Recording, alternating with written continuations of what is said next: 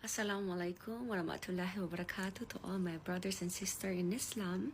And hello everyone. So I've been still seeing a lot of comments and I didn't expect na yung video po natin is magba-viral, no? Since ang main question nila is ano yung nag-udyok sa akin para i-embrace yung Islam. So honestly, ito po yung nangyari, no? Kasi last Ramadan, when I went home in Philippines, I experienced this encounter, no? Nasa kotse po ako and ito yung tinatawag namin sa Islam na jinn. So ito yung mga hindi tao. So possible siya talaga. And in Islam, we also believe kung ano po yung pananiniwalaan din po ninyo.